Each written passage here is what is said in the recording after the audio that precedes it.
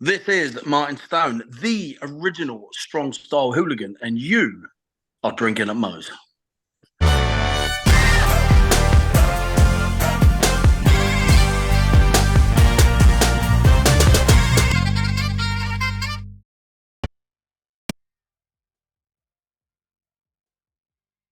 All right, everybody, taking time out before we get this show started. I want to thank Reaper Apparel for having Drinkin Mo's be a brand ambassador for their clothing line. They got good stuff. They got t-shirts, they got hoodies, they got beanies, they got lots of great stuff, encouraging everybody to break out of their comfort zone, live their best self, and hey, it's something I try to live every day.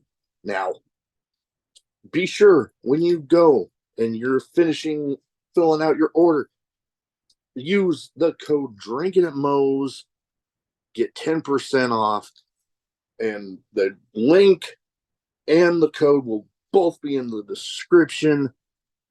Let's fucking all right, everybody. Welcome, Drinkin at Moe's. Big Mo here. You know the drill. YouTube, like, subscribe, share, comment, all that good stuff, because the YouTube algorithm is a pain in the ass and I need all the help I can get. We are most places you can find audio podcasts too. Yeah, I'm pretty much thinking most of them anyways. Leave a review there. Helps out with that algorithm anyways. Today, I'm excited to have with me Martin Stone. How you doing? I'm tremendous, mate. How are you? Oh, I can't complain too much. I had a pretty fun show that I went to this last weekend for Sami Callihan's promotion, Wrestling Revolver. Oh, okay. And they had two former NXT talents, the grizzled young veterans. Oh, yeah. Zach and Drake. Mm-hmm. Yep, I got to meet them, and they did a short little video with me hyping up the channel, so that was pretty cool. And I got some potential leads for some more guests, so yeah, good, awesome, pretty good overall. Now, the first thing I like to start off with each guest with is what got you started as a fan, and then what made you finally decided to make that leap and actually join the business. Yeah, so we're going back to, I've been wrestling for 20 years, but I've been a fan ever since, what at the time back home in England, we had what was called Sky TV. And I would sit on a Saturday at my grandma's house with my cousin, and we would watch NWA, and then we'd change channels, and then we'd watch Wrestling Challenge and WWF at the time, Superstars. So that was my first experience and the first time seeing professional wrestling. It wasn't until I'm going to say the name anyway, so I do apologize if it gets you any flack. But it wasn't until I saw the match between Chris Benoit and Eddie Guerrero on Raw when the Radicals split. That was the match. That was the match that made me want to become a professional wrestler. So that was 2000. I think that was 2001. It took me a while to find a school, but then found a school, and then I broke in the business in 2003. Nice.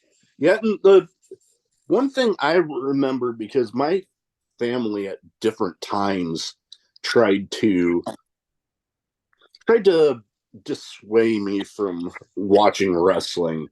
And one time that I went on a trip with a group from school, we went to Greece and Italy, and I remember specifically my mom trying to tell me, they don't wrestling over there. I'm like, I know, mother. But I went and I bought like a Raw magazine to take with me on the plane. And then come to find out, at least nowadays, there is a big independent scene all throughout Europe. Yeah. And, a couple promotions that, people around here might know that you have some experience there with Rev Pro and Progress. Those are still huge. I know I've seen many of the talents from New Japan going over there Yep. and holding many of the Rev Pro titles, Yeah. including one of my personal favorites right now from New Japan, Tomohiro Ishii. Like that dude, I've kind of jokingly said it, but then he legit looks like this, especially when he has a title that, like, you see him coming out to the ring with that title and he just has that look on his face like you'd have to damn near kill him. Shit going down, yeah. Yeah. And Yeah, I no, absolutely he's a love that. phenomenal talent. I had more dealings with Rev Pro than I did Progress. I only worked for Progress 3 times in my career. I was going to Um, say, when I was looking so stuff up, it looked like yeah, so when I first got signed, I first reported for developmental when it was FCW, which was June 3rd, 2012. So I left before Progress was a thing.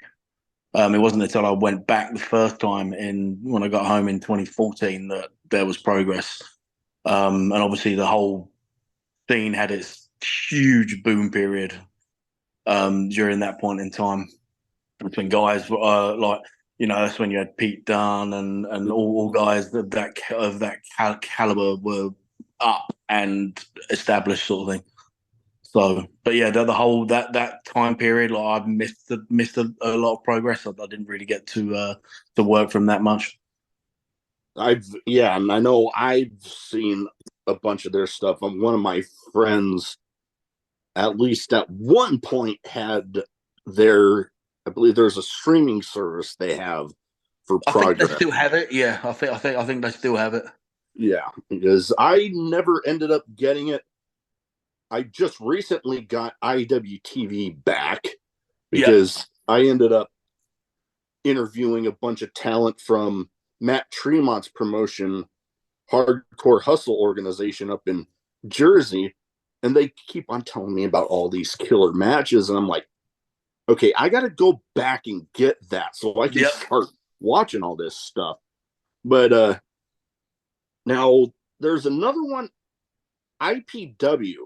I think you had a little more experience there, if I remember putting my notes. IPW UK was the promotion that gave me my breakout match, which was 2004 against Samoa Joe. That was when Samoa Joe was on his undefeated run in the X Division. So yeah, I was very, very fortunate very early on in my career to have that type of match. And yeah, Joe put me on the map that night. So so it was from that time. It was from that period on when it was yeah. Oh, definitely. And then we talked about FCW, which turned into NXT and had quite the damn run there. Yep. I mean, former tag champs with Oni Lorcan, and you participate in some killer friggin' matches.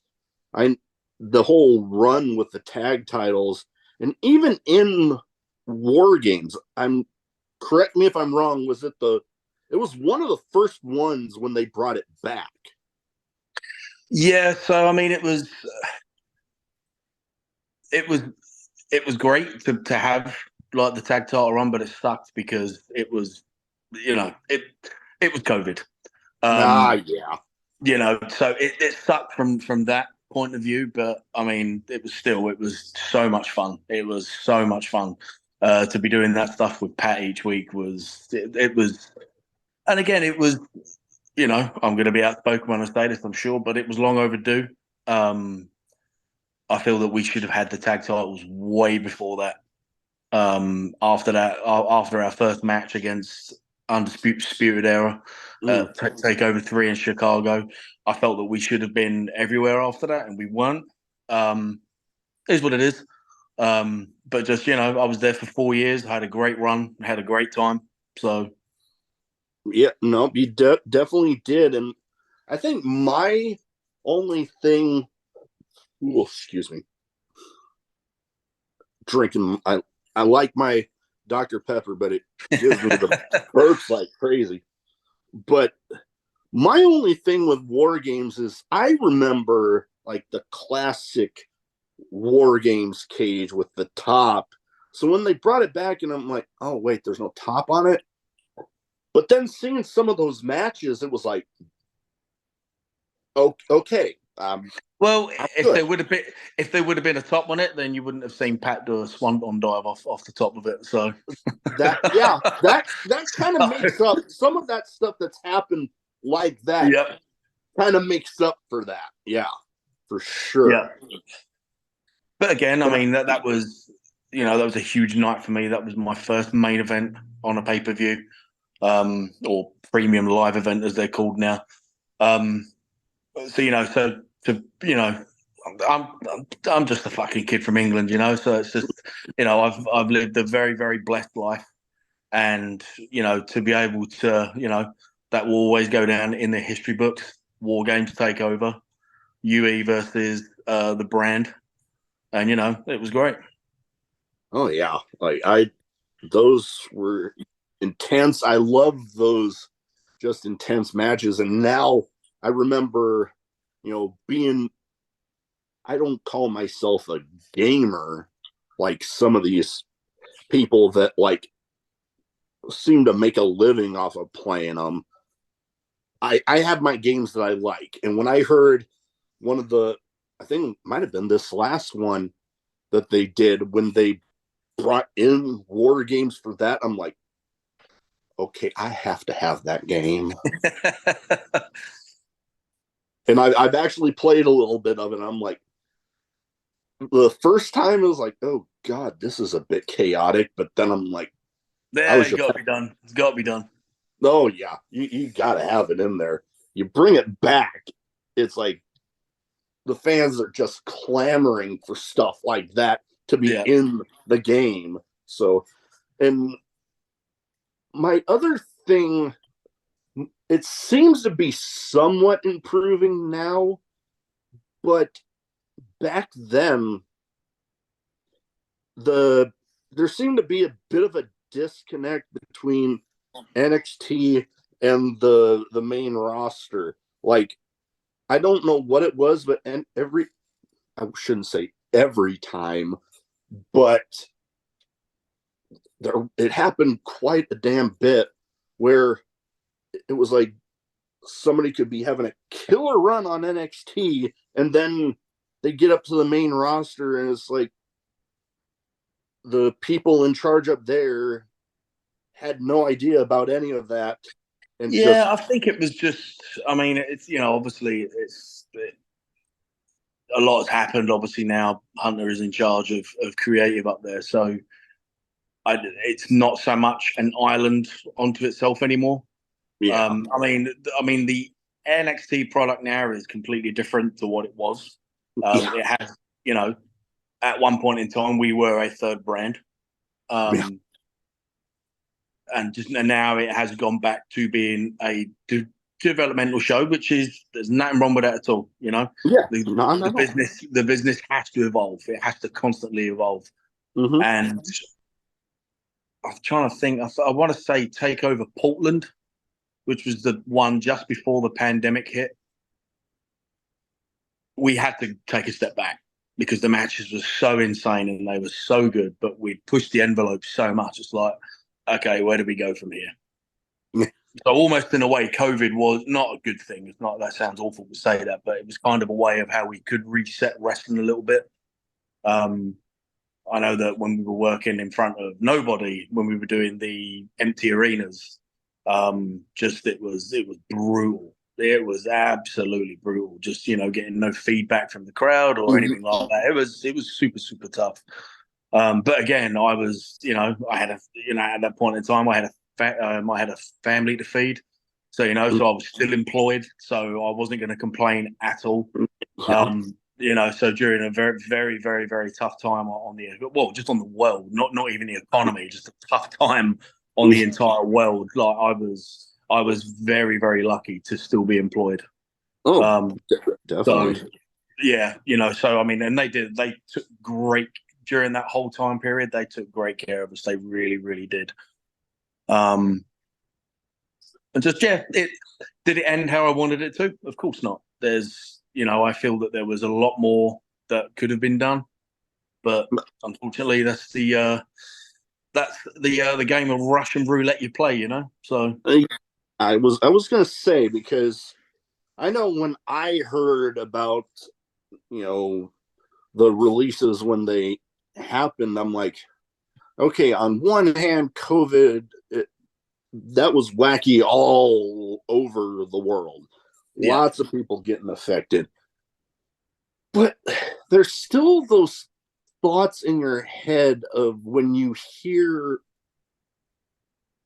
budget cuts, or the other one that seems to be used quite a bit, there's nothing for you. It's like, it just, for me as a fan looking in on that, it just seems kind of like, okay, you're just trying to invent a reason there. Yeah, I mean, mine was. So I'm trying to think. I was off TV for the better part of. Trying to think, it was nearly 2 years. So I got hurt. I separated my shoulder in March of 2021 in the match against Cross and Finn Balor. Went and had surgery, came back. We did the last main event of the black and gold brand before it got revamped. Did that match. It was great. It was really well received. And then I was on a PC live show 2-3 days later. And fuck it, I'll throw him under the bus. Trick Williams broke my collarbone on the same side that had just been repaired. Oh, geez. Yeah, that's got to be rough. So then I had to have that fixed. So that was the real, I say standard procedure, but just, okay, you'll be back in 3 months. Then I had a whole host of problems with it. It got infected, so they had to go in again. Then the original procedure was potentially compromised, so they had to go back in again to check that. Then I got told I was too old for TV, and then I was made a coach. And then January of 2022, I was kicked out the door while I was still injured. So I still wasn't clear to wrestle, and I had no clearance date at that point in time. The only thing the company did do for me was because I still needed, I ended up having to have another surgery June of last year. So that was 5 in total. So the final one, they took a piece of my hip bone out to graft my collarbone. As much as I want to hate that place for how it was a great run and I had a great time, but just I busted my ass for 4 years, and I don't feel that I deserve to get kicked out the door while I was injured. They knew I couldn't wrestle, so they knew what they were doing. It is what it is. But at the end of the day, they paid for every single procedure I needed. They paid all the medical bills. They paid all the doctor's visits. They paid for the rehab. They paid for everything. So I can't complain about that, because there were some guys that were in my position that got released while they were injured, and they didn't help them out. So, I really can't, I can't fault them for that. Totally good. That was definitely good of them to do that. But just, my entire career was up in the air. I thought I was never going to be coming back. And then I finally got cleared December of last year. Yeah. So nearly, So actually, what's the date today? December 4th. Yeah. So I got cleared December 12th last year. Oh boy. Yeah. It's not almost nearly a year. Nearly a year. Yeah. And hell, you've been having a hell of a run here with some pretty amazing matches that I've seen advertised. Oh, ECW original CW Anderson. Yeah. I went with him. And that was one of my favorites since coming back. That's been one of my favorites. Just because I got there and he goes, "Okay, you call it," and I was like, "All right." So, which was a huge honor, and just all my thoughts and prayers go out to CW at the moment, who just lost his father. So yeah, all thoughts and prayers and love being sent his way. Is an absolute gem, absolute gentleman. He really is. I've I've heard good about him. Yeah, he's a absolutely great guy. So, but yeah, so I had the chance to wrestle him. Recently, just did WrestleCade, which was something that's been on my bucket list for ever since I first saw that show announced back in 2015. I was like, man, I want to be a part of that. And then to get to do that this year was really, really special. And to be able to get in there with a legend like George South one night, and then the next night go in there and tear it up with Jacob Fatu. So two completely different matches, and just that is what I absolutely love about being a pro wrestler, not a sports entertainer, a pro wrestler. Yeah. Everyone comes in different shapes and sizes. And just one night you're working one style, next night you're working something else. Like that's what I love about wrestling. Oh, definitely. And I was actually just about to bring up the Jacob Fatu one because there's been some videos relatively recently as of recording this where they always tell you when you're a fan to stay on the other side of the guardrail. And there's a video out there. Yeah, the fan takes a swing at him. Yeah, yeah, and and then he gets. I'm not a smart man. Yeah, I'm not a smart man. I don't have a college degree. Everyone in their right mind knows. Okay, don't touch the wrestlers, but more importantly, don't try and take a swing at a Samoan. Your world is going to get ruined. Oh God.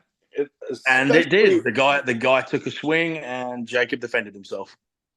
Yeah, that simple as that. It's as simple as that. Definitely. If you're walking down the street, and someone takes a swing at you like that, you have every right to defend yourself. Definitely. Just because it's a wrestling show doesn't mean you're going to get treated any differently. Exactly, and it was funny for me in a way because. It was hilarious because everyone just left him there. They were like, yeah, serves you right, get on with it. Exactly. That and the fact of that's Jacob Fatu there that you're trying to take a swing at. That dude, just looking at him, he's intimidating as hell. Yeah. He's one of the most natural performers I've ever been in the ring with. That kid is going to be a star.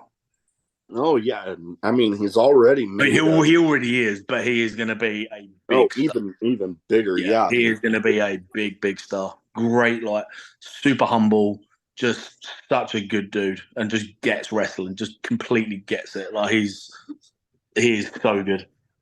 Oh yeah, I mean some other matches that I was just thinking about that I got on my notes here from back before NXT and everything. That one that I wanted to bring up that I saw, because I don't know why I didn't expect to see this in here, but a 3-way with Bryan Danielson and Robbie Brookside. I'm like, oh God, yep. Oh, like yep, I gotta go. God, that was FWA Frontiers of Honor 2 at I can't remember what leisure center it was. What year was that? I'm trying to remember myself. I don't know why I didn't put it in my notes. I want to say like 2005. It was really early on in my career. I do know that. It was very, very early on. And, you know, what more needs to be said about Brian? And Rob is a British wrestling legend, you know, so to be able to get in there and do that was a real good night. Oh, I can imagine. I'm definitely going to be trying to hunt that one down. No, the one you need to find is the PWG European Vacation Night 2. I can't remember what year that was, but it was the second time they ran PWG ran over here, and I was in a singles with Brian, and that was really, really good. I'll definitely be looking back. If you can find that. I think it's on High Spots, if I remember rightly. I do think it's on there, so you probably it's floating around somewhere for sure. Oh yeah, because right now, I mean, he's on the his last year of Yep. Yep. full time wrestling. They got that Continental Classic going. Yep. And Him and Eddie was absolutely fantastic. oh man, I just watched Yeah, it that was really good. the Really, really good. thing was yesterday, and yeah, oh my god, like I gravitate towards those intense in ring personas, those intense matches. That right there, It was a fight. It I was a would fight. like. Nope. Yeah. God, yeah. I was trying to think. Good old JR, his old saying of a slobber knocker. Yep. That was the Yeah, very definition of it. And I've only had the pleasure of stepping in the ring with Eddie once, but it was magic, and just I would love to tear it up with Eddie again. Oh, getting Especially now, to because like when I wrestled Eddie, then I'm trying to think, I was about 185 pound. I was super super lean then because I was obviously I was trying to get back. But like now I'm 240, so to be able to then go and have an actual heavyweight match I'd love to do that.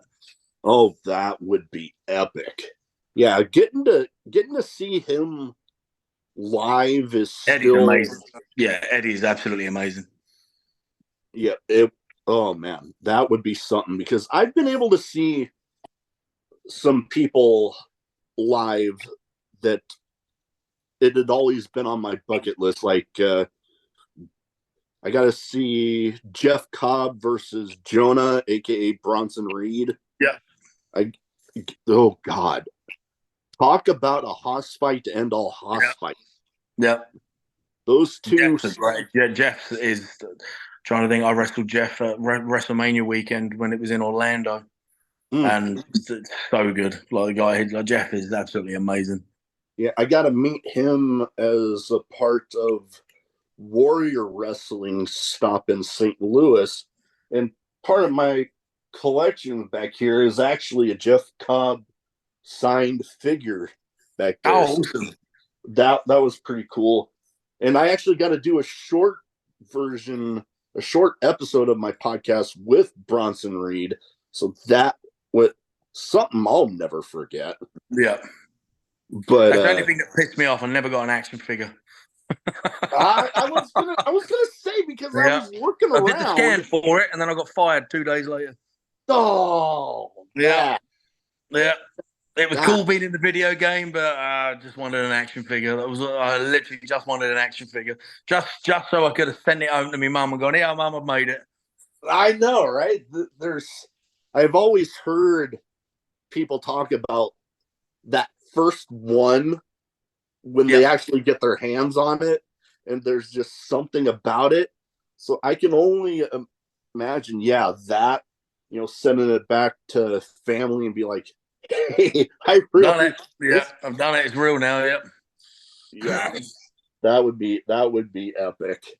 Now, the one other thing with the Coastal Championship Wrestling, I wanted to bring this up because I saw the post about Championship Wrestling from Florida making a return, and that was kind of like, correct me if I'm wrong, that was Dusty's thing down there originally back in the territory days. Yeah. So that's coming back. That I'm trying to remember when I read the rumblings about it first, but then I see it's happening. So we did a previous batch of tapings. I want to say August time. Okay. March, or like we shot those back to back then. So we've got those in the can, and then it comes back January 13th next year. And CCW has done so much for me. They are one of the longest running promotions in Florida, but just they run, I think it's about 9 shows a month, and they draw every single time. And just like the guys on the card are good. Just everyone busted their ass for the show, and just to basically be in exile for 2 years, because obviously I was off TV for God knows how long, and then I was a coach because I was too old and all that crap, and then obviously getting released while I'm still injured, and then I was out for the entire year last year. So for CCW to take a chance on me, it really means a lot. And just I've had some of my favorite matches of my career have been with CCW. So that is awesome. And I just talked with, oh God, it was last week. Somebody, I can't remember how many times he's told me that he's been involved in some CCW shows, but the real Drago, I was like, I actually just talked to him, I believe it was Friday as of recording this. And it was interesting hearing his story, because it was, I'd see some, promo videos, see some match clips. I'm like, okay, I got to talk to that guy. Yeah, no, he's new to the business, but he's going to be good. And correct me if I'm wrong, but I'm pretty sure he trains at the Nightmare Factory, if I'm correct in saying. So he's in good hands if he is. I'm pretty sure he trains there. Yeah, totally. I could be wrong, but I mean that place is phenomenal. So most definitely. And yeah, I was just thinking he's even been used in some recent NWA tapings, which is like, okay, getting a pretty big opportunity there. Yep.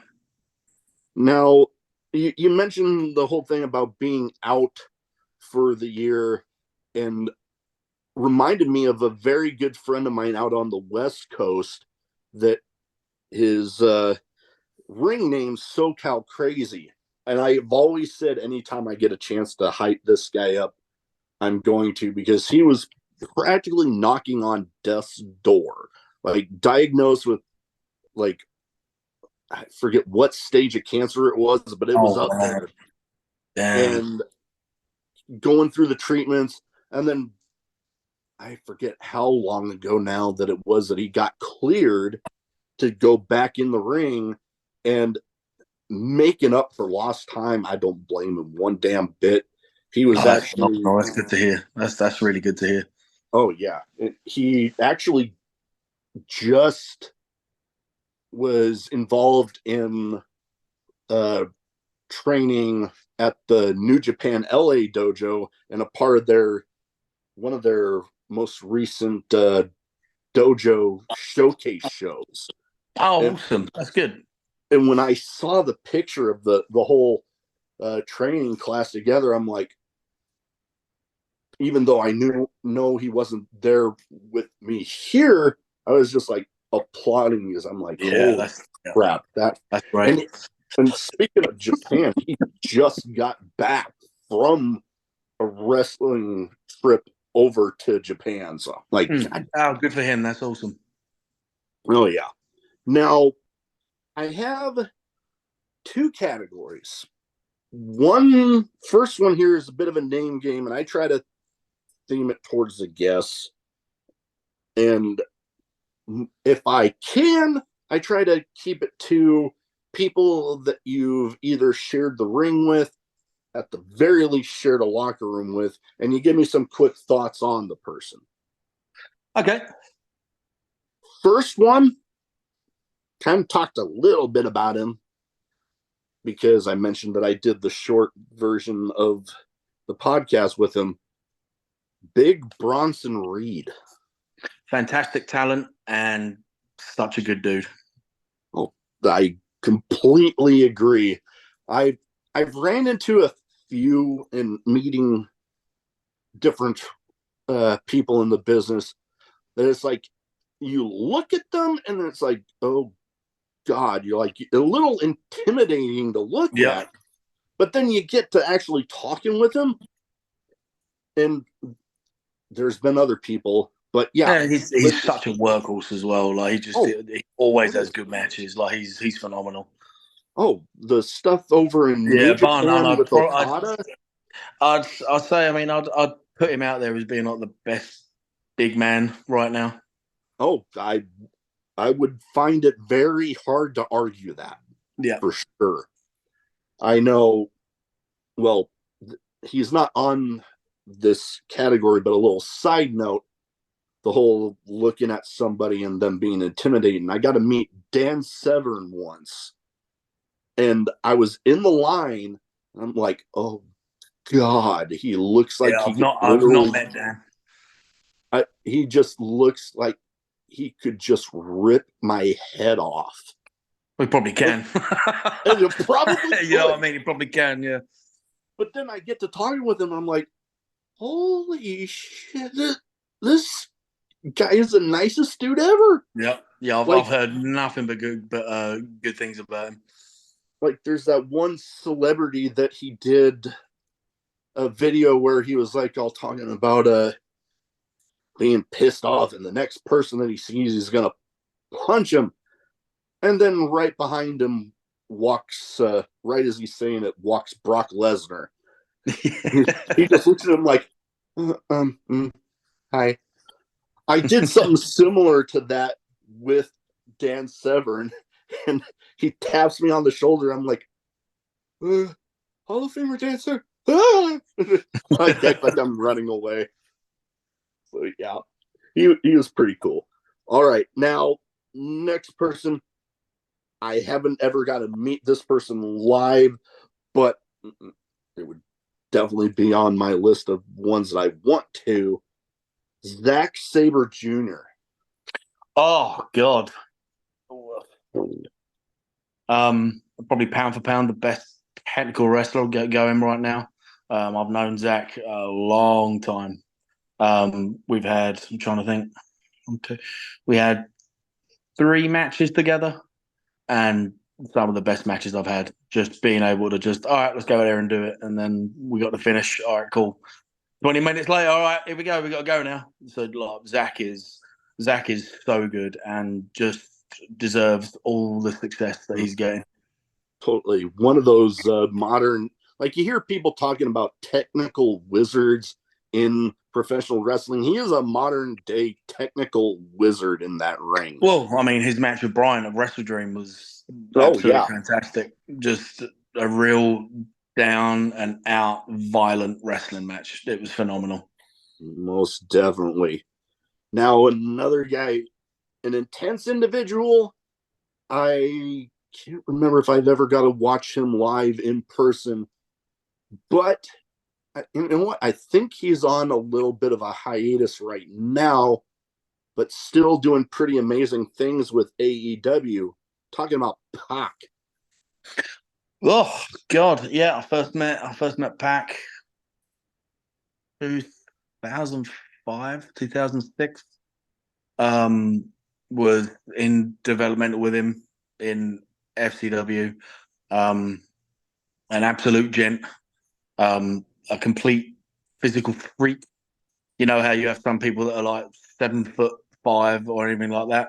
Yeah, let Pat go off the top rope. Just like he's so good. And my favorite run of his was him as the cruiserweight champion when he first turned heel. That was for me. That was Pat Pack at his best. Oh, most definitely. I was a huge fan of him during that run. Yeah, he completely rejuvenated the cruiserweight division. Yeah, definitely. Bringing it back. And again, he went out on his own terms. Definitely. I cannot fault that at all. He was like, "Hey, I'm not happy." Well, see you later. Yep. No. And the thing, he's a perfect example, especially with the current climate of wrestling and all the choices out there, that just because you get let go by WWE, it's not like it had been where, like, oh God, what do you do now? Some people just disappeared from the scene in general. but people like Pac, And that's, Matt, I mean, that's where it kind of sucks for me because it's almost in a way I've had to start from scratch because obviously I was under a different name for 4 years yeah. off TV, and then I'm in exile because I'm still not cleared. So I've got, it's been fun because it's almost having to find myself again. But it doesn't come without its frustrations and its worries and stuff like that, you know. Oh, I can totally understand you there. Now, last but not least here, a guy I'm a pretty big fan of, you know, him and one of his hobbies kind of inspired my stuff back here for those that watch the YouTube version of this. And his run with AEW and Ring of Honor, it's starting to pick back up. I'm talking about Ethan Page. Ethan Page is awesome. I love Ethan Page. I first worked him on an Evolve show. Mm. So that was what, 2015. And then I worked him again a year later for a promotion that's now defunct called Ronin Pro Wrestling. Just he's awesome. Like he's fantastic in ring. He can cut a promo. He's got a great look. So yeah, I wish him nothing but the best. Oh yeah, huge fan of him. I only ever got to see him live once, and I mentioned Wrestling Revolver. It was actually at one of those shows when he was still teaming with Josh Alexander as part of the North, and I didn't actually get to meet him, but I've had plenty of people that I've got to meet again from that night and tell them the story that that show was actually same night as my bachelor party. And one of the guy that was my best man, a wrestler here in town, we were at lunch and he's like, "You want to go to Revolver in Des Moines?" I'm like, okay. And we just went. It wasn't even a planned thing. I actually, one person I got to tell that story, John Morrison, one of the figures I got signed back here. Oh yeah, I actually got to tell him about that, and we had a good little laugh about that. John's awesome. I worked him. I got the chance to work him for XWA in Rhode Island, and I was going to say that was so much fun. That was so much fun, that match. Oh yeah, it's definitely a treat getting to watch a match of his. Is good Lord, the parkour training that he does and how he mixes. He's so smooth in the ring. Yeah, he's as slick as oil in that ring. He's awesome. Totally. All right. Now I have some random questions. Some might be wrestling related. Some might not be. Some might have absolutely nothing to do with anything we've talked about so far. That's why they're random. But I give you the question. You give me the first answer that pops into your head. Go on. All right. First one, craziest in-match moment for you.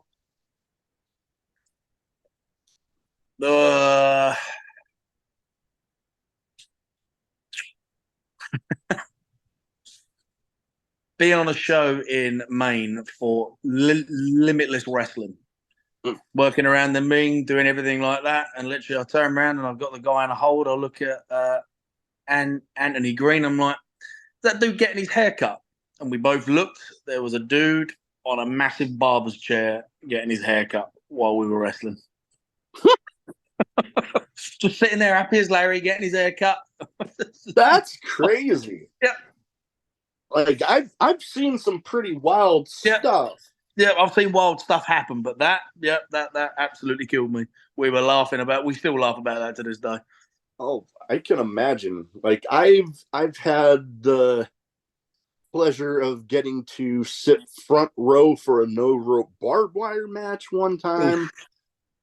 My first ever legit death match that I got to witness live, I was third row, and I actually just met the guys, well, two of the people involved in the moment at the show that I went to this last weekend, good friends of the show, but the match ended by them like 4 folding chairs and they bridged 2 panes of glass on there. Oh God! And then I see them bring out lighter fluid. Oh, Yeah, it was nuts. yeah, I bet. All right, now we talked a lot about WWE, NXT. What is one of your fondest memories during your run there? Like road trip story during a show, whatever it might be. Uh,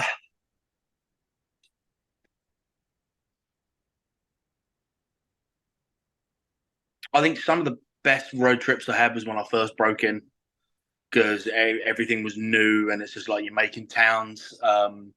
Yeah, I didn't really do anything wild on the road. I'm not, it was never any chaos or anything like that. But just yeah, just I think for me, my favorite time was when I first broke in, and just getting to travel, getting to pick brains and stuff like that, and just okay, how do we get better at this? How do we get better at this? Oh yeah. But yeah, I mean, there was a few wild nights in FCW, but yeah, nothing really to bark about. Yeah, I've hanging around my friends in the business. I've seen some rather wild nights. I remember a trip that I gotta go to up to Fargo, and I got the opportunity to be the special guest ring announcer for my friend's match. And later on that night, the after party with everybody, I when it comes to karaoke, they had karaoke at the bar. I'm like, I have to be pretty damn hammered to get up there. Don't we all? And I tell you, I was hammered. I was just looking like, okay, what are they singing? And before I know it, somebody's shoving a microphone in my face, and I'm just like, oh, Oh, here we go. Guess I'm singing. Yeah. yeah. And the interesting thing, 2 people that are pretty famous right now were actually there. One, the more on the independents, but Warhorse. Yep, He I was know. Yep. he was there that night, and the now Ruby He's another awesome Soho. talent. Ruby Soho was also there that night. I think she was still Heidi Loveless at the time. And then now thinking back on it, I'm like, oh god damn, I made an ass of myself in front of Ruby Soho. All right. But yeah, now like I had my crazy drinking days back when I was stationed out in San Diego with the Navy. So I had my crazy drinking days during that Oh time. yeah, yep. And you know what? Speaking of my ship, I know they have the Tribute to the Troops show coming up. Back when they actually went to the bases, Yep. there was one of those that it was done in San Diego on the pier, and my ship was in the background. Oh, that's awesome. I had already left by that time, and I remember some of the people that were still there. And I'm Yep. like, God damn it, they never did any cool shit like that when I was there. Yeah. But yeah, all right. Now, my wife and I have both of these in our house. I kind of lean more one way than the other, but dog or a cat person? Dog. Yeah, I'm more of a dog person Yeah, myself. 1000%. Me and my girlfriend are actually in the process of getting a dog. So Nice. Yeah, my wife and I, we help out with a short nose breed rescue, like English bulldogs, French yeah. bulldogs, that sort of thing. We're actually fostering a 3-year-old French bulldog right now. Oh wow. And we have an English bulldog. And last month, we had a little over a year-old Great Dane, but yeah, unexpectedly, she got way more sick than we thought, and we had Oh, I'm sorry to hear that. yeah. But yeah, I'm definitely more of a dog person. I even got a tribute tattoo on my left calf here of the paw prints of a couple of the dogs that we Yeah. I think the lost. first dog I had, I was trying to think. So I originally got signed to developmental in 2010. Um, but I failed the medical because I didn't realize I had a torn ACL and everything like Mm. that, all that bad stuff. And it took me so long to get it fixed because obviously the healthcare is free in England. So I had a real bad time getting it fixed. And I finally got it fixed. And then a mutual friend of my ex-wife, um, his dad passed away, and they Mm. had no one to take the dog in, and she was old, and so I was like, oh well, she's old, so okay, we'll take the dog and we'll save her. But then that was when I realised dogs save us, Oh, and yeah, what oh, I thought me thinking that I needed to save this dog, little did I realise that dog saved me. oh, I completely agree. The Great Dane, and then there was one dog before her that they people talk about certain pets being like their soul dog, like they were meant to. Yeah. Oh yeah. Those two definitely, Yeah. definitely were that for me. Now, on a lighter note, two of these next questions, we here in the States, not all that long ago, just had Thanksgiving. Big food holiday. Favorite food? Favorite food? Oh, damn. Um, I'm partial to a bit of Puerto Rican. I love me some rice and beans. Oh, Um, yeah, I'm a real basic guy. Steak, potatoes. Yeah, I'm I'm that way myself. There's one place just outside of town and for pizza me. as well. There's one place right outside of town for me that it's called the Around the Bend Steakhouse. It's kind of out in the middle of nowhere, but literally, if my wife were to tell me, "Hey, you want to go to," I'm like, "Why aren't we there already?" But yeah, I tend to get the same thing, but it's like they just do it so good. I don't care. I already know what I'm getting. Just give it to Yeah, me. And then, but I'm kind of that way myself with there's multiple places we go that, yeah, when I found my favorite, whenever I go there, I'm getting yeah, that. that's it. Yeah, Like pretty much any place that serves Italian food, my wife's like, why are you even looking at the menu? You know what you're getting. Lasagna. I'm like, that and cheeseburgers. Like I could just tear through some damn cheeseburgers. yeah. You can't beat a good cheeseburger. Oh yeah. All Yeah, right. there's a place here. There's a burger place here called Teak, and if you're ever in Orlando, look up Teak and get their Jack Daniels burger. It'll fucking change your world. Oh, it's so good. Oh, Yeah, it's I really might good. I might have to make a damn trip down to Orlando here I'll soon. say, yeah, it's called Teak, and it's fantastic. Okay. Yeah, I'm definitely gonna have to look into that. Now, this next question, I would feel weird with the name of a show like I have Drinking at Moe's if I didn't have this in here.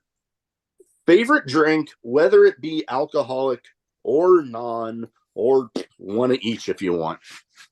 Oh, I'm the biggest Diet Coke guy in the world. Hell, I've been Biggest, but yeah, I Diet am Dr. the Pepper. biggest Diet Coke guy in the world. Um, my old drink of choice would have been beer, but I had because I had a very rough time last year, so I became a bit too dependent on it. Ah, So yeah, kind of pushed it back for a bit. So understandable. I always tell people that just because it says drinking at Moe's doesn't mean that it has to be alcoholic. but that, Because and I'll tell you what, a good old cup of black coffee in the morning. I'm not so much of a coffee drinker myself, but I do know plenty of people that Oh, are. I'm a caffeine fiend. Oh God, yeah. My wife with the Dr. Pepper, she tells me I have an issue. I'm like, I don't have a problem or issue. I have it figured out. Only damn time I have a problem is if I don't got any. Yep, exactly. But yeah, like I've had plenty of people on that, they've had their addiction issues or they consider themselves straight edge.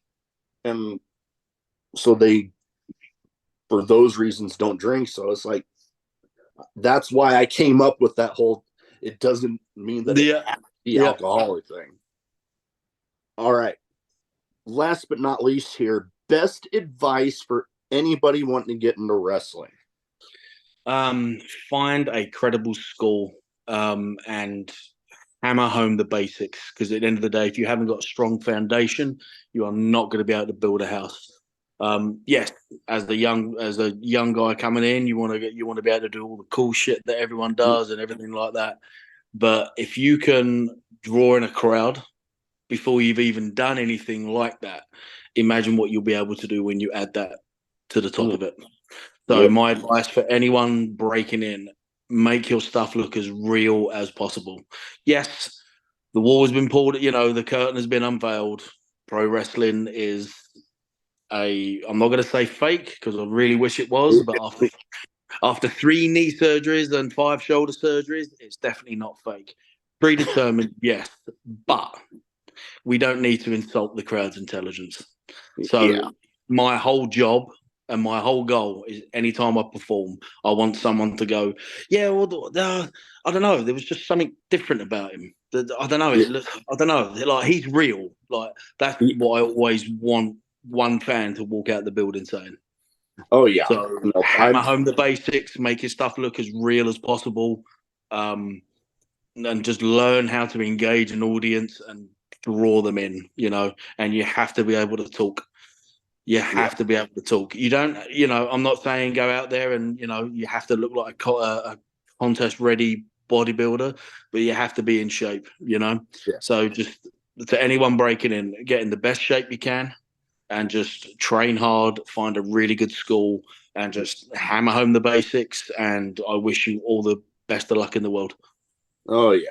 Because the basics, you have that solid foundation and then you add all the cool stuff You that you add all might the want bells to and do. whistles after, yeah. And then that way you Yeah, can always go back to the basics.